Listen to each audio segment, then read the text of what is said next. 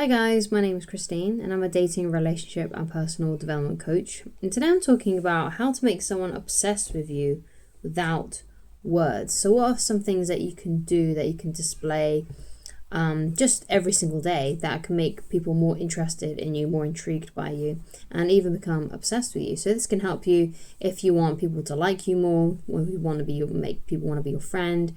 Perhaps even like romantic interests as well. So like if you want women to be more interested in you and you want them to find you more mysterious and to sort of think and wonder about you more, then these are basically those traits that are going to really help you with that. So let's get right into it.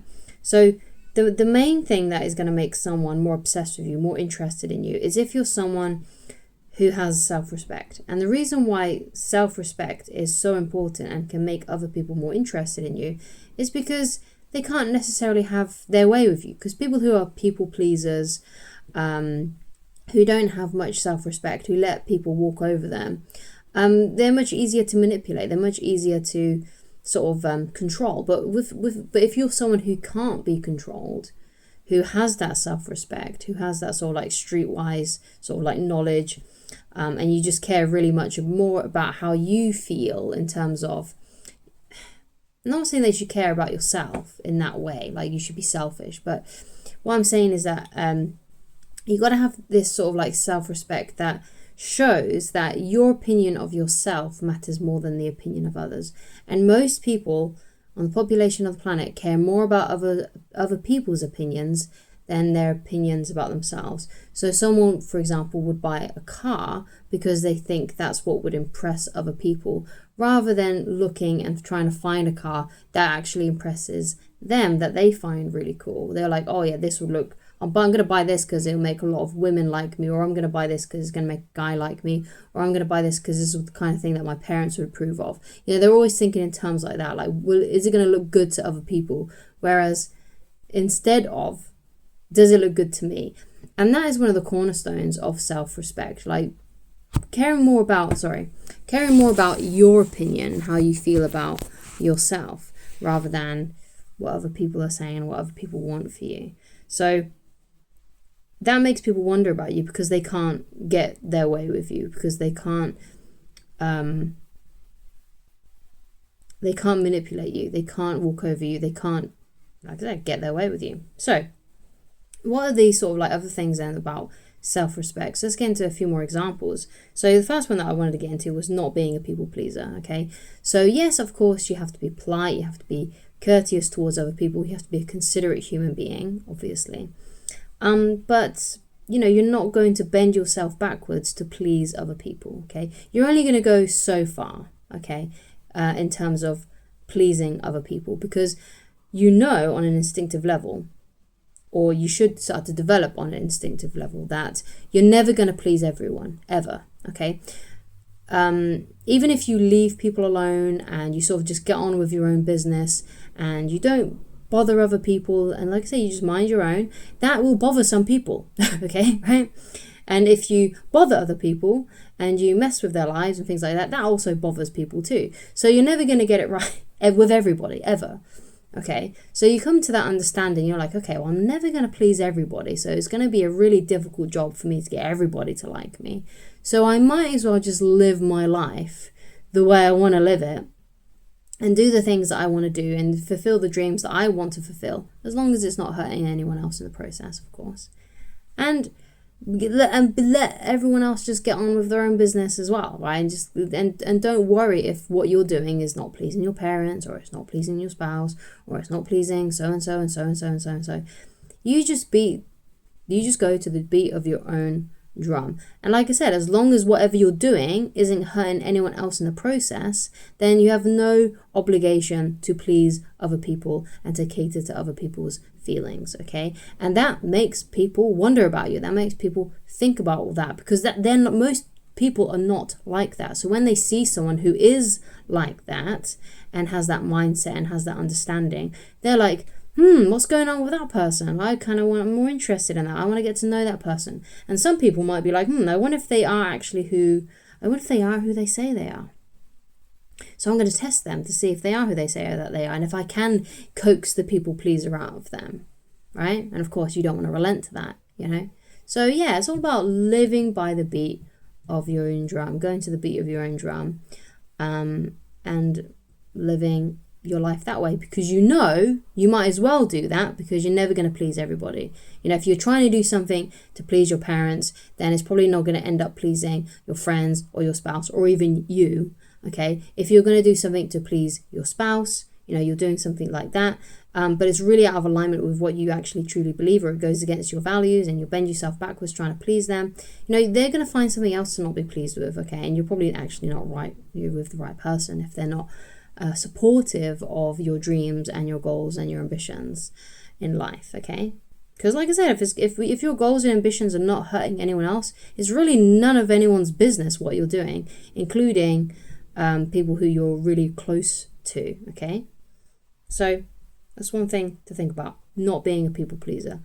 Okay, it's all about respecting, putting a paramount how you feel about yourself. Okay, instead of worrying too much about other people's feelings and trying to cater to other people's feelings, because you're just never going to get it right 100% of the time, and it's going to be a very difficult job for you to do, to try and do that. Okay, so another thing about self-respect as well is that people who have self-respect are actually very selective with who they let into their circle.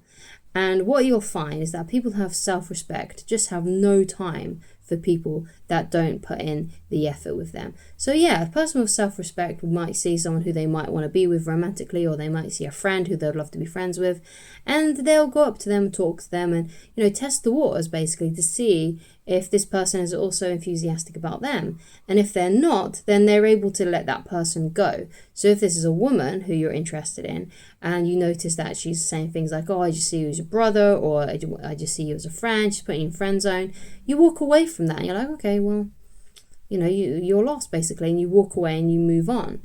Now, of course, it doesn't mean that you can't be friends with women who have put you in the friend zone, but you have to think about your overriding feelings here. So like, if you really fancy her and she asks to be your friend, just your friend, then it's probably not a good idea to be a friend, because you fancy her, right? But if you're just sort of kind of interested in her, and you're probably more, and let's say you're more interested in actually in being her friend, then that's fine. You can be her friend if you actually would prefer friendship. But if you would prefer to get in her pants, then it's probably just a better idea to just walk away, right? Because it's going to be very difficult for you to be just her friend when really you want to sleep with her. Okay, so you might as well move on and just find a woman who actually does want to sleep with you and want to be with you in that way, rather than just waiting around, so for someone who may or may not who may or may not sleep with you eventually. Who knows? It's very important that you are selective in that way, in order to garner that sort of and cultivate that self-respect, to get people to be more obsessed with you. Because, like for the example of a friend as well, like let's say you start making friends with someone, then you notice that you're the one that's putting in all the effort, and they're not really putting in any effort on their side. So you're like, okay, well, maybe I should not be that person's friend, or at least not be as friendly with them as I have been, because clearly they're not putting in the enthusiasm. So what someone with self-respect is looking for, they're looking for that mutual effort. Okay, so they know that they're putting in effort and they're getting effort back. The effort may not always be equal, but throughout most of that relationship, throughout most of that friendship, the effort is mutual. The enthusiasm for each other is mutual. You want to be friends, you want to have a great time and have a good connection and have great times together. Or if it's a romantic partner, you both want each other, you both really like each other, you both really fancy each other, and you both really want to be together. And if you ever come across someone who is not like that, so for example a friend who maybe isn't putting in the effort, and you feel like you're the one who's always doing everything, and the same with a romantic partner, it just seems like that woman is just, or that guy is just not that interested in you, and if you feel like you're the one that's having to do everything, then it's best to just walk away and not be in that person's life anymore. And if you can't avoid them completely, you just sort of measure the distance and just create a safe distance from them. Okay, so someone with self-respect is selective, and the people that they select are the people that are just as enthusiastic about them as they are about them. Okay, so another part of self-respect as well, and this is a really important one, and that is taking care of yourself. So there's different ways that you can take care of yourself as well. So of course there's like, very basic things like hygiene, other things like nutrition, and make sure that you eat well and you exercise, things like to that degree too, taking care of yourself in very, very basic ways. But also there's other ways that you can take care of yourself that is, let's say, like a little bit less from basic needs. So for example, giving yourself some self-care, like taking time to do something like meditation, that's something, or reading a book that will help enhance your knowledge in some way. Because let's say you're in a specific field at work and you just decide to read a bunch of books. You get maybe 3 or 4 books, and you read those over and over and over again. And so you're installing the wisdom into your mind. That's an investment. You're investing in yourself when you do something like that, because you're trying to build your skills. You're trying to get better. You're trying to become a better human being. Because maybe these books aren't anything to do with your job. Perhaps they're to do on the more spiritual side. Perhaps it's a Bible or some other kind of religious text. And you're trying to build yourself spiritually. That's an investment in yourself. That's an investment in something that's important to you. That's another way that you can show self-respect to yourself. And the more you do things like this for yourself, like eating nutritious foods, taking care of yourself, making sure that you're clean, making sure that you take care of your body by exercising it, like I said, eating the right things. And you're also investing yourself in other ways, like, building on your personal interests, trying to get better at your job, at your performance at work, things like that. Building a business perhaps for yourself, if that's something that you want to do, or doing a project that's really important to you. These are all little sort of like, if you think of it as like a little bank account, you're putting another coin in, right? You're putting another coin in yourself. You're investing in yourself. And that shows automatically when you do these actions for yourself that you like yourself. It's reprogramming your mind. Because let's say you've struggled with that. And if you have, then it's probably a good idea to actually speak to a mental health professional as well.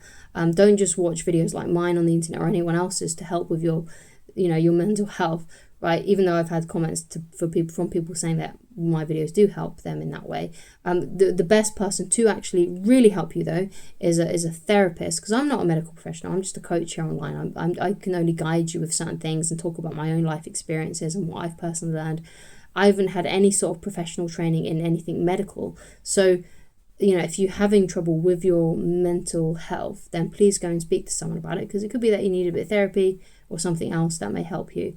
Who knows? But you can only know that if you actually go and seek that help. And if you're a man watching this, because I know a lot of my audience are men, if you feel a little bit embarrassed talking to a woman about those things, then specifically request a male doctor. Okay, and even with, obviously, there's a lot of coaches here online as well. And it could be that a lot of men don't feel comfortable talking to me about their personal experiences in their relationships. So if you do struggle with that and you actually really do want to be coached by me, but you're worried because I'm a woman or something like that, then maybe just go and find a male coach online. Because get the help, try and get the advice.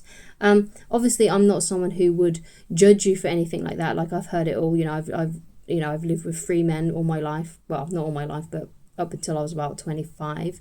I've got 2 brothers. I have a dad. I'm very aware of sort of like male issues. Obviously not as well as an actual man, but like I'm comfortable talking to men. So if that's something that's been holding you back from talking to me, then just know that I will. It's fine. You can talk to me. It's okay. But if you really don't feel comfortable, then still please get the help. But get help from a male life coach on relationships or dating. Okay, there's plenty of coaches here online that you can talk to that have great wisdom and are very, very, very, very good. Okay. So anyway, whenever you're doing these things for yourself, it's showing that you respect yourself. Whenever you invest in yourself in those ways, it shows self-respect. Not just like from faking it. You're not faking it either. It's actually genuine because you're actually doing those things. So if you want to make someone more interested in you, think about you more, wonder about you more, you have to gather and become someone who has a lot of self-respect. And that will make people wonder about you, because unfortunately, a lot of the population doesn't have self-respect. So if you want to look like an outlier, if you want to look different, then this is the one thing that you definitely must start to cultivate for yourself. So thank you so much for watching. If you'd like to get in touch with me personally and you would like coaching with me, then the cheapest option is in the description of this video, which is email coaching. And basically you just tell me everything that's going on and with you tell me your whole story, and then I'll tell you what the next best steps for you to start taking. Okay, so thank you so much for watching, and I shall talk to you again very soon. Goodbye.